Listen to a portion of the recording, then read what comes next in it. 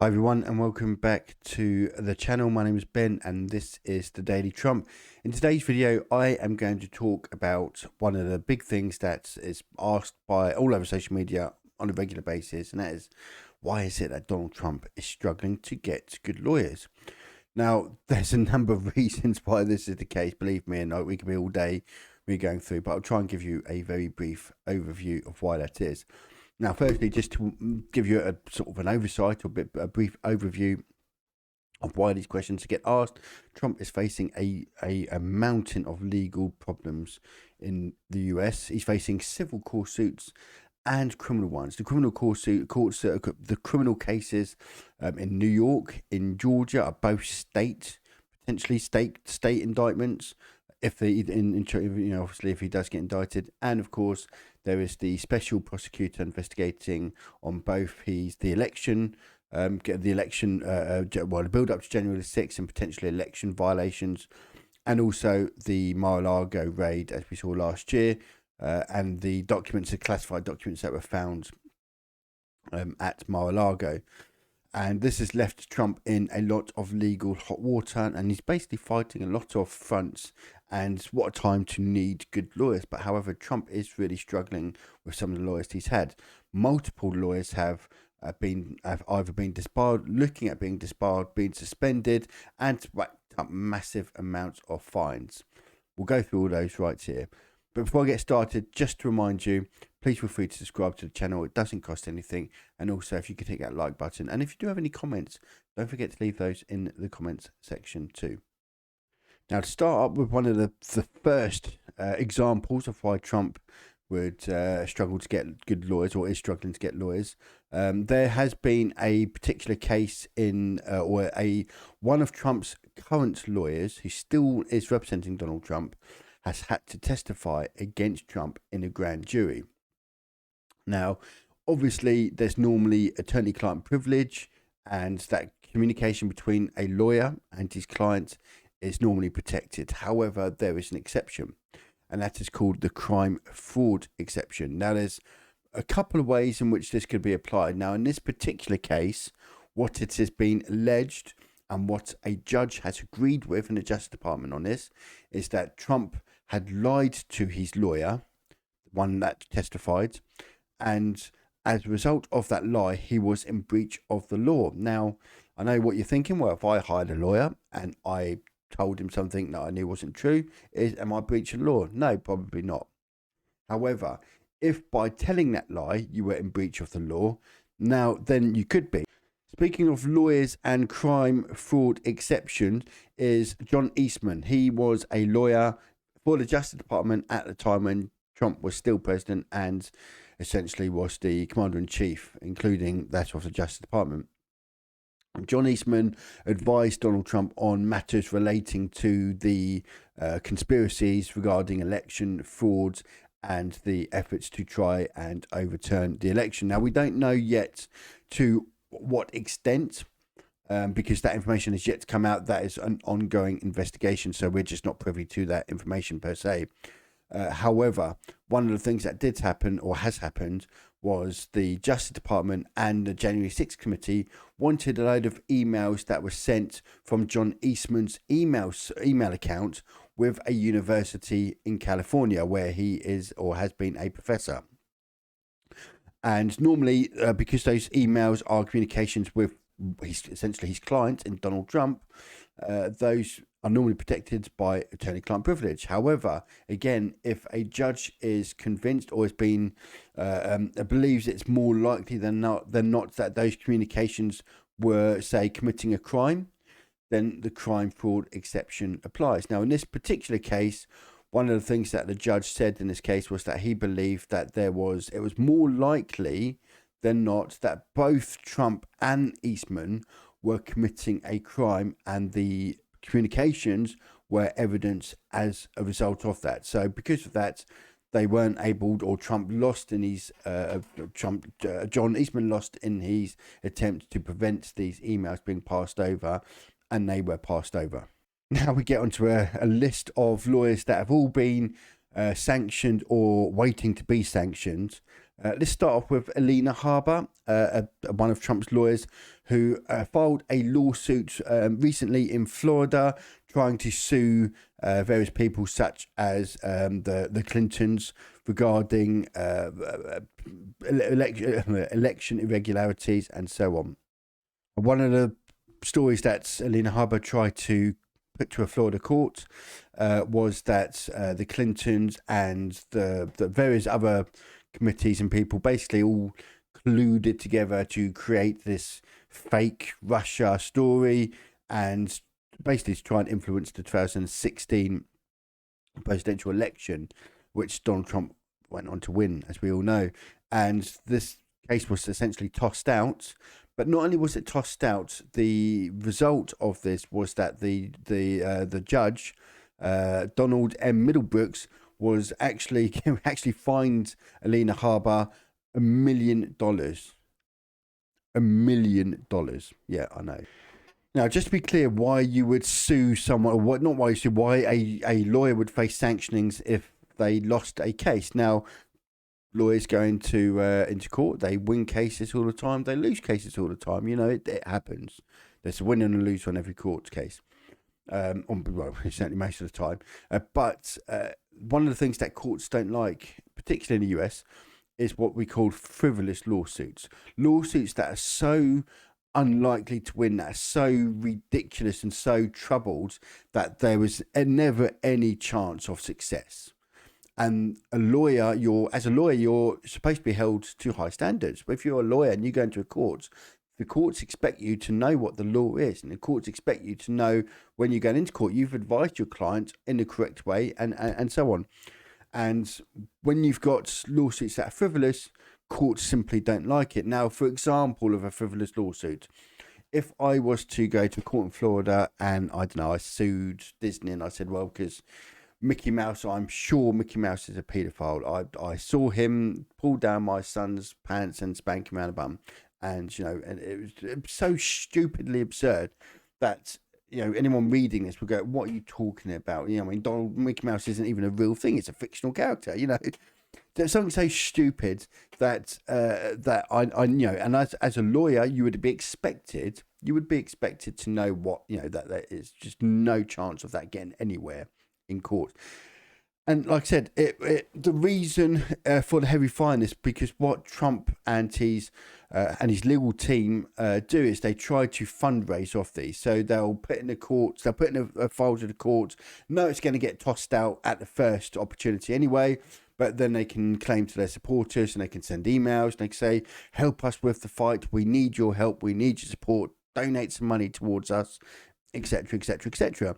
And it's a fundraising exercise. They just simply file a small, stupid court case. So you could go back and say, we filed this court case. It's going to be massive. We're going to show it was all a thing. Help us with this. We need some money to do this, blah, blah, blah, and so on. And this is reason. And this is actually, to be honest, this is one of the reasons why the majority of Trump's lawyers over the last few years have faced sanctions and so on, because it's all the same. We'll go through the list in a minute, but most of these lawyers have literally tried to fundraise of essentially going into court knowing they've made a lawsuit that's just very, very, very, very, very unlikely to win, but they want to try and fundraise off it. Another person who was sanctioned as part of the Alina Harbour legal team was Michael T. Madio, one of Alina Harbour's associates. He was also part of the sanctioning in Florida. Peter Ticktin, another one who is based or works with Alina Harbour.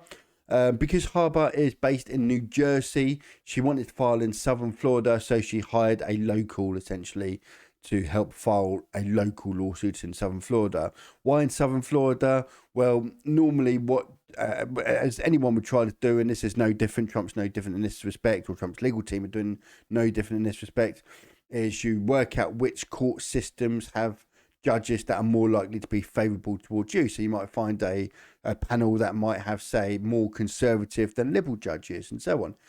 And so you're basically playing a numbers game, hoping that you'll get a judge that is more friendly towards you, essentially. Southern Florida, and Florida is quite, certainly over the last few years, has been quite a red state. There's a lot of conservative judges, plus also it's on the the appeals panel that is overseen by Conservatives as well. So obviously trying to play the numbers in their favour.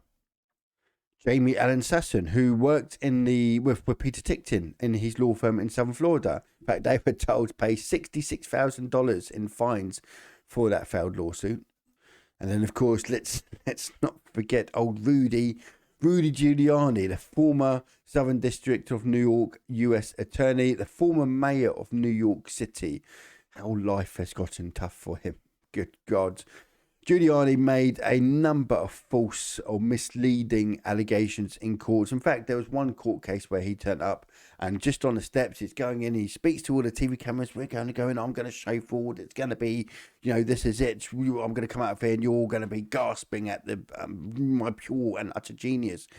And he gets in the court and the court says so, the judge says, so, Mr. Giuliani, I'm guessing, I see you're alleging fraud. Oh, we're not alleging fraud, Your Honour. What are we doing here then? Rudy Giuliani is facing disbarment. He's already had his law license suspended. He's facing disbarment. He's facing massive fines. And he's also under criminal investigation. Jenna Ellis, it's an interesting one as well. Conservative lawyer, stood on, I don't know if you remember where Giuliani was making a load of claims with Sidney Powell regarding, and we'll get to Sidney Powell in a minute, funny enough, so many. Sidney Powell, they were made a load of claims about how the dead president of Venezuela somehow managed to manipulate the voting machines and so on. And if you remember, he had hair dye streaking down the side of his head. And Jenna Ellis was stood there right by Giuliani. She must have felt embarrassed a little bit, though, surely, when you see that on the news. Incidentally, Ellis also claimed that Trump was the true winner of 2020 election. She worked as a legal advisor for Trump personally as well. Disciplinary censored her in March in Colorado, noting she made 10 different representations where she falsely claimed the election was stolen from Trump and that she had the evidence to prove it. Ellis agreed that she undermined the American public's confidence in the presidential election. What more can I say? Then, of course, we get to Sidney Powell. Give me strength. Sidney Powell made numerous allegations, both against Dominion, the owners of the majority of election machines in the US, and of course, was one of the leading voices regarding the whole dead Venezuelan president that somehow rigged the election. Was it 7, 8, 9 years after dying? I know. For all the lawsuits that Sidney Powell has filed, she's lost every single one of them. In fact, she's now, like I said, faces massive defamation lawsuits by companies like Dominion and Smartmatic. They are currently ongoing cases. Michigan also filed sanctions against her, which the courts granted. However, that's currently going through an appeal, and the state of Wisconsin is currently pursuing sanctions against Powell as well. Then there's Lynn Wood. Lynn Wood is a Georgia-based lawyer, worked alongside Sidney Powell on many of the election fraud cases. Parker, one of the judges, Jarka Pound, found him, quote, not credible in her ruling, pointing out that he took credit for filing the lawsuit ahead of the sanctions hearing. Again, as I said, a lot of these are, they file a lawsuit and then they make an appeal and they send emails to Trump supporters and to MAGA supporters and they say, look, this is it, this is the lawsuit, we're going to do it, we're going to win. And of course, they never did, never even got close to winning. They just made a load of money on the back of people who generally, they thought that this whole thing, because you would expect to trust a lawyer. If a lawyer comes to me and said, look, I've got evidence to show and I'm going to go to court and don't you know what I'm going to show? You would believe them because they hold a position of respect. They're supposed to be lawyers. Then there's Gregory Roll. He played local counsel. He played the role of local counsel. Not a acted role, but you know what I mean. He was a local counsel to help Powell file a Michigan lawsuit. Again, lawyers need local lawyers to help file lawsuits because of locations and so on and so forth. You want to file lawsuits in the correct place, and sometimes it's easier just to get a local firm as a representation, so you've got a reason to file in that particular state. Then we moved to Colorado. Ernest J. Walker in Colorado tried to sue for 160 billion in damages because Biden won the election. Because Biden won the election, they wanted to seek $160 billion in damages. Of course, it was rejected, and the judge called the suits the stuff of which violent insurrections are made, and sanctioned both of them. Quote, the lawsuit was filed with a woeful lack of investigation into the law and, under the circumstances, the facts. Oh my, for a judge to say this to a lawyer, you haven't, where's the facts? My goodness me. And then, of course, the last but by no means least, Gary D. Fielder. He was also filed or also sanctioned on Colorado for the same lawsuit. Yeah, that was called a quote, cut and paste job. So based on all that, if you want to know the reason why Trump struggles to find good lawyers, it is because of Trump will literally throw you under the bus. We've already seen a lawyer who's had to testify against his own clients. You've got other lawyers that didn't have their legal fees paid. And essentially what Trump would do is Trump will use his lawyers as a defense shield. It's I'm going to throw you under the bus if it protects me. If Donald Trump tells you, for example, something, some information, trying to be the best way to put it, if Trump gave, like, for example, okay, Christina Bobb was a Trump lawyer. I think still is a Trump lawyer. I don't know why, but yeah. And she signed a declaration, a sworn declaration before the raid at Mar-a-Lago that there were no classified documents there. Now, I'm sure she didn't do that deliberately. She's a lawyer. I'd like to think that she didn't deliberately sign that document saying there weren't any there when she knew what she weren't there. But by not doing her due diligence, by not checking, by not making sure that the information that her client, Trump, a proven liar, by the way, was given her was false, she should have made more of a concerted effort to check that the information that Trump was giving her was false. Because now what happens is she signs a document, that goes back to the Justice Department. They then raid Mar-a-Lago, find there is a load of classified documents, and now she's in trouble. Because it's a case of, well, you were the one who signed a sworn declaration to say there was no classified documents there. Well, what the bloody hell are all these then? Now, she can say, well, I was only acting at the instructions of my clients and on the information the client was saying. Trump now could turn around and say, well, no, I told you I had a load of stuff here. She can't argue it. It's attorney-client privilege. Leaves you very exposed. So again, going back to why Trump struggles to find good lawyers.